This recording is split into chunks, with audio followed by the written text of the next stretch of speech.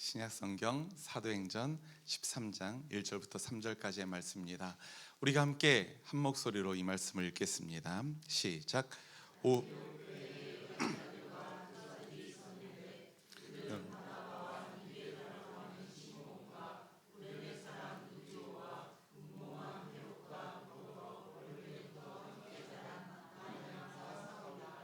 그들이 주님께 예배하며 금식하고 있을 때에 성령이 그들에게 말씀하셨다.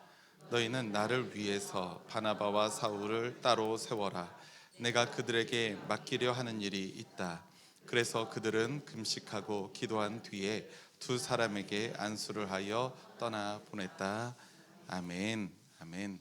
아멘. 저기에서 제가 보이지 않는 저기에서 무언가가 일어난 것 같아서 네. 할렐루야. 할렐루야. 네.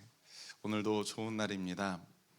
모두가 아시다시피 오늘 예배를 마친 후에 곧바로 우리 교회 청소년부에서 필리핀 세부로 첫 번째 비전 트립 우리 선교 여행을 가게 됩니다.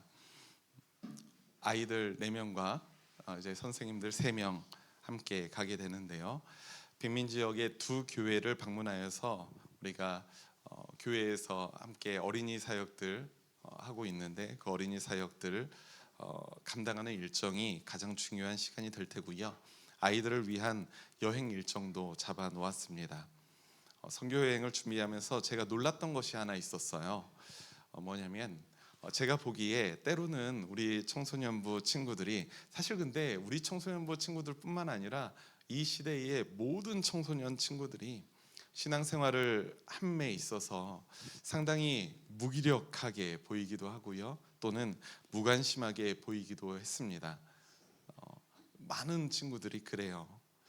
그래서 그 친구들에게 많은 시간을 할애하지 못함을 늘 저는 미안해하고 있었거든요. 그런데 이번 비전 트립을 준비하면서 아이들과 기독교 신앙에 대한 교육, 신앙 교육을 하는 시간을 몇 주간 가졌었습니다. 그리고 그 이번에 비전 선교 여행을 가서도 그렇게 신앙 교육을 하는 시간이 마련되어 있고요. 그러면서 이 선교 사역에 대한 여러 이야기를 나누고 신앙 교육에 대한 이야기를 나누면서 우리 아이들의 마음에 신앙이 없는 것이 아니라 어떤 뚜렷한 목적에 대한 동기부여가 없었던 거구나라는 생각이 들었습니다. 필리핀 선교 여행이라는 이 뚜렷한 목적 의식이 생기니까 함께 신앙 교육을 받을 때에도 또 선교 사역을 준비할 때에도 그들의 눈빛이 달라져 있더라고요. 그래서 누구보다 저와 사모님이 아이들의 눈빛을 보면서 은혜 받고 있습니다. 물론 무언가를 잘한다 이런 느낌은 아니에요. 제가 계속 사모님에게 말하는 게 우리 아이들 그래도 역동적으로 이렇게 하는 모습을 처음 보는 것 같아서 너무 지금 선교 여행 잘하는 것 같아. 그런데 역시 일머리는 한두 번으로 느는 게 아니야 라는 말을 하게 되거든요. 네, 확실히 일머리는 두어 번, 3번 이상을 좀 해봐야지 일머리가 느는구나 라는 생각을 하게 됩니다. 하나님께서 이렇게 우리 아이들을 한 뼘 더 성장하도록 이끄시는구나 라는 그런 어떤 감동이 저에게 있습니다. 오늘 선교를 위해서 떠나는 날 이들 파송하면서 함께 예배를 드리는데요. 이번 비전 트립에 부득이하게 동참하지 못한 우리 청소년부 친구들까지 우리 초록교회 청소년부를 위해서도 여러분들의 마음을 담아서 축복해 주시기를 바랍니다. 아시겠죠? 오늘도 주변에 있는 모든 분들을 바라보며 또 주변에 있는 우리 젊은 친구들, 우리 청소년 친구들, 어린 친구들 바라보면서 우리 함께 축복했으면 좋겠습니다. 늘 주님과 함께 동행합시다. 늘 주님과 함께 동행합시다. 네. 늘 주님과 함께 동행하시는 여러분들 되시길 바랍니다. 오늘 우리가 읽은 사도행전 13장 말씀부터는 복음이 유대와 사마리아를 넘어서 땅끝까지 전파되고 있는 것을 우리가 볼 수가 있습니다. 그리고 13장의 말씀에 이제 사울이 바울이라는 이름을 얻게 되는 장면이 나와 있고요. 이제는 비로소 복음 전파 사역의 중심도 사도 베드로가 아니라 사도 바울에게로 옮겨가고 있음을 우리가 볼 수가 있어요. 근데 따지고 보면 사실 사도행전의 구조 자체가 그렇습니다. 전반부에는 사도 베드로와 예루살렘 교회를 중심으로 이야기가 펼쳐지고 13장 이후부터는 사도 바울과 안디옥 교회 또는 그 이외의 이방 교회들을 중심으로 선교 사역이 펼쳐지는 것을 그려내고 있는 거예요. 우리 함께 본문 1절의 말씀 함께 읽어볼까요? 1절 시작. 안디옥 교회의 예언자들과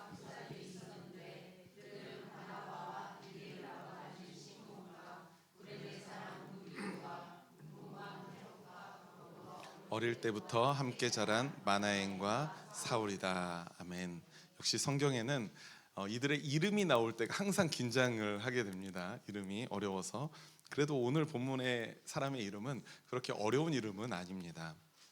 바나바와 사울을 제외하곤 여러분들 영 이름이 낯선 사람들이 많이 소개되고 있죠.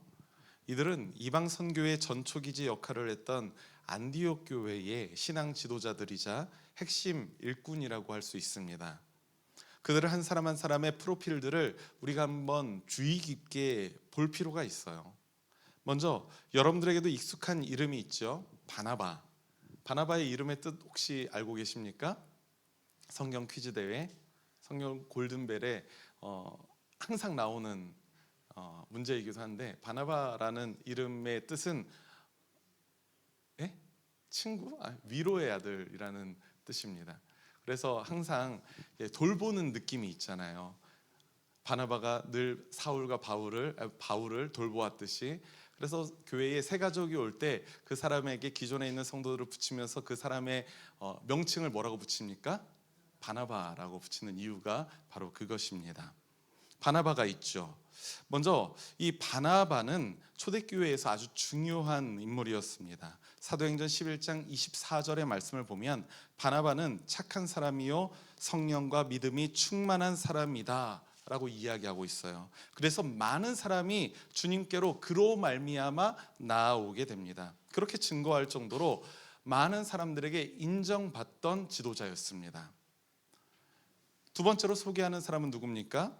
니게르라고 하는 시므온이에요. 여기에서 이 니게르라는 단어가 영어에서 매우 유사한 단어가 하나 있죠. 어떤 단어가 혹시 떠오르십니까? 니게르. 혹시 니그로라는 단어 아시나요? 니그로라는 단어의 같은 어원에서 파생된 단어인데요, 흑인이라는 의미이죠. 그러니까 이 니게르라고 하는 시므온은 흑인이었을 것이라 추측하고 있습니다. 당시의 문화로는 절대 사회적인 지도자가 될 수 없는 계층의 사람이었다는 것이죠. 세 번째로 소개하는 사람은 누구냐면 구레네 사람 루기오입니다. 이 구레네라는 지명이에요. 지역의 이름인데 이 구레네라는 지명이 또 다른 사람에 의해서 아주 유명한 지명이 되었거든요. 구레네에서 출신의 가장 유명한 사람이 누굽니까? 루기오가 아니라 맞아요, 시몬이라는 사람이 아주 유명하죠. 예수님이 십자가를 지시고 골고다 언덕을 오르시다가 쓰러지십니다. 무거우니까 쓰러지십니다. 그때 로마 군사가 다른 한 사람을 불러다가 십자가를 대신 지게 하는데 그 사람이 누구냐면 시몬이었는데 그 사람이 구레네 사람이었습니다. 그래서 구레네 시몬이라고 이야기하죠. 이 구레네라는 곳은 북아프리카에 있는 리비아의 수도입니다. 그러니까 이 루기오라는 사람의 출신 성분을 한번 보자면 유대인이 아니라는 거예요. 분명한 이방인이라는 거죠. 그 사실 말고는 특출난 부분이 없는 아주 평범한 사람이었습니다. 네 번째로 소개하는 사람이 누굽니까? 분봉왕 헤롯과 더불어 어릴 때부터 함께 자란 마나엔이라는 사람입니다. 여기서 말하는 이 분봉왕 헤롯은 바로 그 유명한 세례 요한을 죽인 바로 그 헤롯이거든요. 그러니까 이 마나엔은 당시의 사회적 지위가 꽤 높은 사람이었을 확률이 큽니다. 왕이랑 같이 어린 시절에 놀았던 사람이니까요. 하지만 이 마나엔이라는 사람이 마나엔을 바라보는 유대인들의 시선은 어땠을까요? 그 친일파가 따로 없지 않았겠습니까? 우리를 핍박하고 우리의 고혈을 착취해가는 저 헤롯의 친구라는 인상이 강했을 거잖아요. 그러니까 이 만화에는 유대인들에게는 존경받던 세례 요한을 죽인 그 헤롯과 관계가 있으니까 사람들에게 지탄을 받았을 확률이 큽니다. 그리고 마지막으로 다섯 번째 소개하는 사람이 여러분들이 잘 알고 계시는 사울이죠. 아직은 이름이 변경되진 않았습니다. 사울은 다마스쿠스로 가는 길에서 부활하신 예수님을 만나기 전까지는 어떤 사람이었습니까? 그 다마스쿠스로 가는 길 자체가 왜 갔냐면 예수를 따르는 사람들을 잡아서 감옥에 가두고 죽이려고 가는 길이었어요. 그랬던 사람입니다. 지금이야 우리가 바울이 된 사울이 이룬 그 선교적인 성취를 알고 있으니까 와, 바울, 우리가 바울과 같은 사람이 되어야지 라는 꿈을 품고 있지만 그 당시에 사람들이 바라보는 사울 어땠을까요? 그냥 마냥 곱게만 바라보지는 않았을 겁니다. 만화에는 그가 스스로 핍박한 건 아니잖아요. 근데 사울은 그가 스스로 핍박을 했었어요. 나의 친구, 나의 가족, 나의 친인척을 붙잡아서 감옥에 쳐 넣었던 사람이 너 아니야? 라고 흘겨보듯 했을 겁니다. 그런데 바나바와 니게르라고 하는 시몬과 구레네 사람 루기오와 마나엔과 사울까지 안디옥 교회를 이끌어가던 이 신앙 지도자들의 모습을 면면을 한번 훑어보면 얼마나 각양각색입니까? 각각 출신과 신분도 다르고요, 인지도와 어울리는 사람들까지도 달랐던 것을 우리가 볼 수가 있습니다. 하지만 우리가 기억해야 할 것이 있어요. 무엇이냐면 이렇게 다른 사람들이 모여서 한 분을 섬기고 또 예배하며 하나님 나라와 예수 그리스도의 복음을 전수하는 그 사명을 가진 공동체가 어디입니까? 그런 공동체가 바로 교회라는 겁니다. 요즘 뉴스를 보면 많이 나오는 단어 중에 하나가 파시스트라는 단어, 여러분들 많이 들어보셨을 겁니다. 이 파시스트라는 단어, 그리고 전체주의라는 단어, 이런 것의 공통점이 뭐냐면 다양한 사람들을 모아서 하나로 만들어 버리는 겁니다. 근데 이 하나라는 의미가 조금 달라요. 우리도 우리 초록교회 신앙가족이 하나가 되기를 간절히 소망합니다. 저는 그것을 꿈꾸고 있어요. 우리가 한 마음 하나가 되어야만 합니다. 그런데 파시스트와 파시즘과 전체주의에서 여기는 하나는 조금 다릅니다. 저는 여러분들에게 자유롭게 옷을 입고 오게 하잖아요. 물론 중고등부 친구들은 오늘 흰 옷을 맞춰 입고 오기로 했습니다. 평소에는 제가 자유롭게 입고 오게 하잖아요. 근데 파시즘, 전체주의는 조금 다릅니다. 여러분들 다음 주에 오실 때는 빨간색 옷만 맞춰 입고 오십시오. 안 그러면 감옥에 쳐 넣을 것입니다. 라고 하는 게 전체주의예요.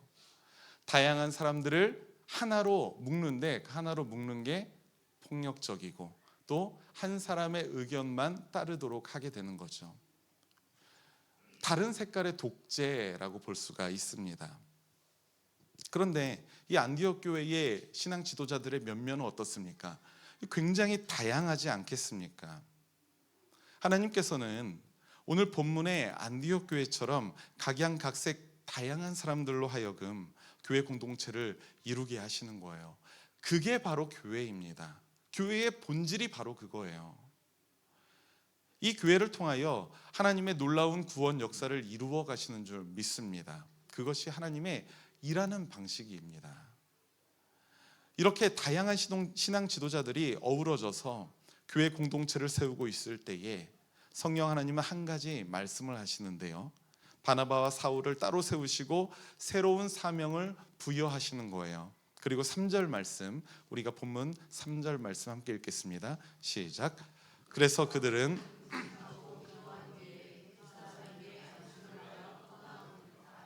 아멘, 아멘. 그래서 그들은 금식하고 기도한 뒤에 두 사람에게 안수를 하여서 떠나보냅니다. 파송을 한 거죠. 2절에서도 안디옥 교회의 교회 지도자들이 주님께 예배하고 금식할 때에 성령님이 바나바와 사울을 부르셨고요. 또 금식하고 기도한 뒤에 바나바와 사울을 안수하고 파송하는 장면을 우리가 볼 수 있습니다. 여기에서 안디옥 교회는 하나님이 기뻐하시는 뜻과 계획을 찾기 위해서 예배하고 금식하며 주님께 나아갔다는 사실을 여러분들 기억하시기 바랍니다. 몇몇의 사람들이 함께 의견을 모으고 결의해서 합리적인 결정을 도출해낸 방식이 아니라 먼저, 그것보다 앞서서 먼저 하나님의 뜻과 계획을 구하고 있는 거예요. 어떤 길로 내가 나아가야 할지 겸손히 주님의 뜻에 귀를 기울이고 무릎을 꿇는 겁니다. 여러분, 이것이 가장 바람직한 교회의 모습이라는 사실을 여러분들 기억하시기 바랍니다. 한 사람, 그 한 사람이 목사여도 안 돼요. 목사의 마음대로 이끌어가는 곳이 교회가 아니라 하나님의 뜻을 구하는 곳이 교회인 줄 믿습니다. 하나님이 세우신 곳이고 하나님의 다스림 아래에서 운영되어야 되는 곳이 바로 교회입니다. 주님이 주인 되시는 교회가 우리의 목표가 되어야 할 줄 믿습니다. 그렇게 겸손하고 경건한 간구에 하나님께서 우리 교회를 향한 그 놀라운 계획을 밝히 알려주시고 순종할 수 있는 힘과 용기를 더해 주실 것입니다. 바라기는 우리 초록교회가 바로 그러한 교회가 되기를 간절히 소망합니다. 우리가 3절 말씀에서 주목해야 할 지점이 하나 더 있습니다. 안디옥 교회가 바나바와 사울을 파송하는 방식이 무엇이냐라는 겁니다. 사도행전 15장을 보면 흥미로운 장면이 하나 있거든요. 어떤 장면이냐면 안디옥 교회의 파송을 받아서 선교 사역을 잘 감당하던 이 바나바와 바울이, 그리고 파트너십이 있는 거잖아요. 근데 이 바나바와 바울이 갈등을 하게 됩니다. 싸우게 돼요. 충돌을 하게 되는데 그때 안디옥 교회가 나서서 이들의 갈등을 중재하는 장면이 사도행전 15장에 나옵니다. 바나바와 바울을 데리고 예루살렘 교회에 가서 사도들과 장로들을 만나서 그 문제를 해결할 수 있도록 도움을 주고 있는 거예요. 바로 안디옥 교회가 말입니다. 그러니까 우리가 그 맥락을 한번 생각해 보자면 바나바와 바울을 파송을 했던 이 안디옥 교회는 그들의 선교 사역을 지속적으로 관심 있게 바라보며 지원했었다라는 것을 우리가 알 수 있다는 것입니다. 안디옥 교회가 그리 했던 이유가 무엇일까요? 우리 한번 따라해 볼까요? 파송은 위임이다. 네. 안디옥 교회가 했던 파송은 위임이었기 때문에 그렇습니다. 여러분들, 위임이라는 건 뭘까요? 위임은 어떤 일을 다른 사람에게 맡기는 겁니다. 맡기는 거예요. 다른 사람에게 일을 넘겨준다라는 이양이 아닙니다. 위임과 이양은 다릅니다. 이양은 어떤 일을 이양한다라고 할 때는 이제 그 일의 책임과 성취하는 전혀 상관이 없어지는 거예요. 그냥 모든 걸 넘겨주는 겁니다. 근데 위임은 어떻습니까? 위임은 여전히 그 일의 책임과 성취에 연결되어 있는 것입니다. 그렇기 때문에 지속적으로 관심을 갖고 지원을 하는 것이죠. 제가 담임 목사로서 이제 한 4일간 선교 여행 지도하러 인도하러 이제 떠나게 되는데요. 그 기간 동안에 없을 테지만 만약에 우리 교회에 어떤 무언가 일이 있다면 저는 자연스럽게 누구에게 위임을 하고 가는 겁니까? 장모님께 위임을 하고 저는 떠나게 되는 거예요. 그게 교회의 직제입니다. 계급이 직제는 계급이 아니라 직무인 거예요. 하는 일이 또 하는 책임이 장모님에게 이제 위임이 되는 겁니다. 이양이 되는 게 아니에요. 그러니까 우리 교회에 무슨 일이 있다면 저는 필리핀에서 나랑 상관이 없어. 지금은 다행히 우리 장모님이 계시는 때니까 뭐 책임 다 장모님이 지시겠지라고 생각하지 않는다는 겁니다. 위임은 맡기는 거예요. 책임은 고스란히 함께 지고 가는 겁니다. 마태복음 28장 마지막 부분을 보면 예수님께서 이제 하늘로 올라가시면서 제자들에게 하시는 명령이 있습니다. 마태복음 28장 19절과 20절 말씀 우리가 주보를 보면서 다 함께 읽도록 하겠습니다. 시작. 그러므로 너희는 가서 모든 민족을 제자로 삼아서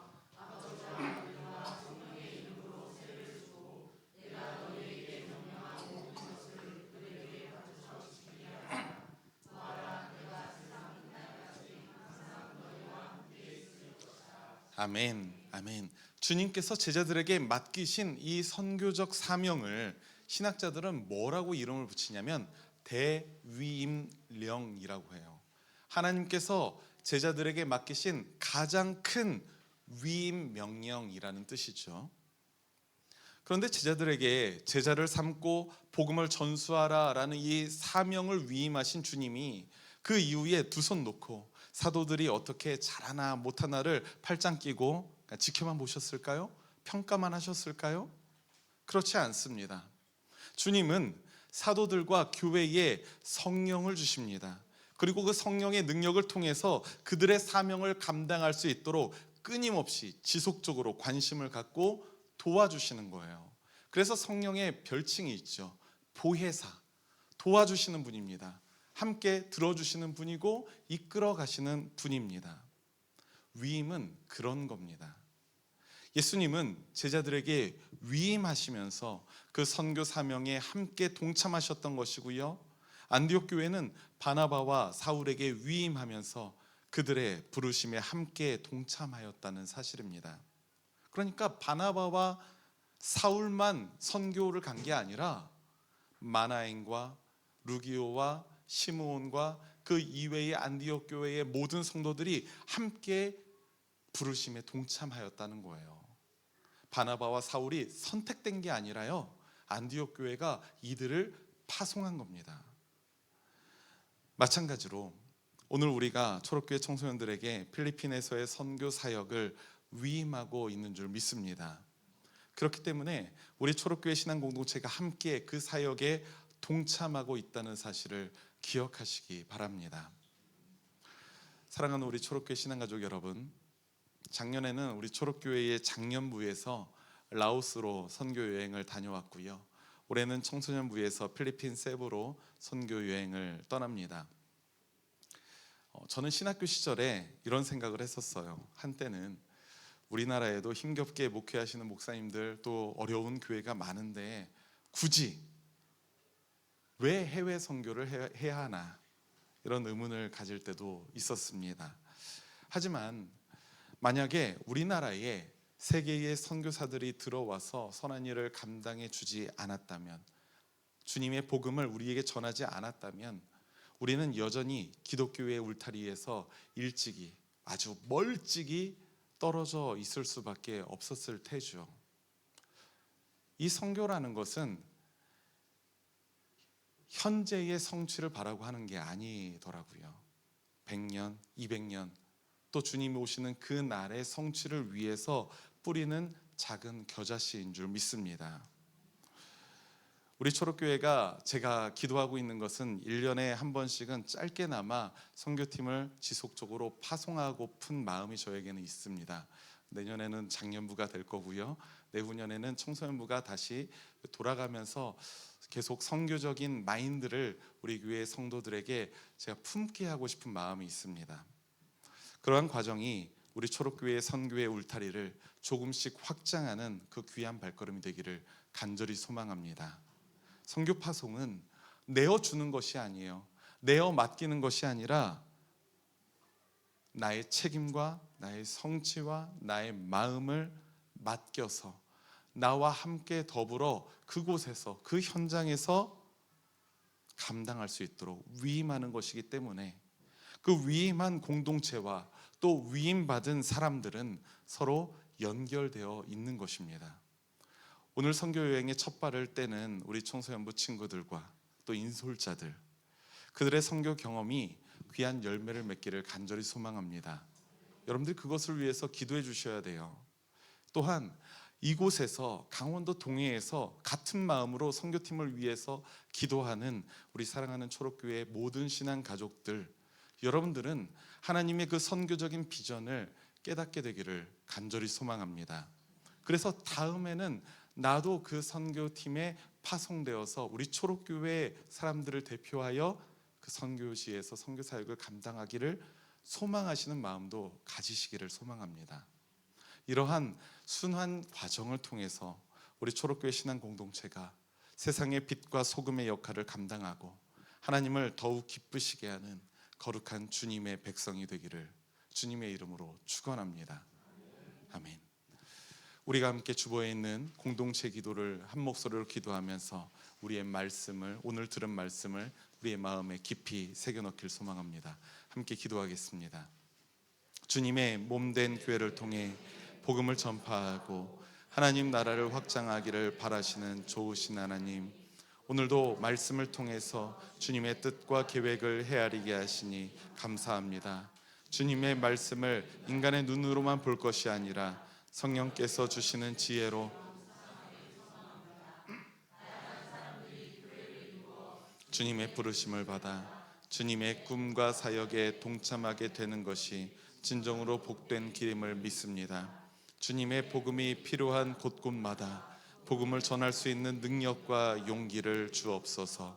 하나님께서 우리를 부르셔서 선교의 사명을 주심을 믿으며 예수 그리스도의 이름으로 기도합니다. 아멘.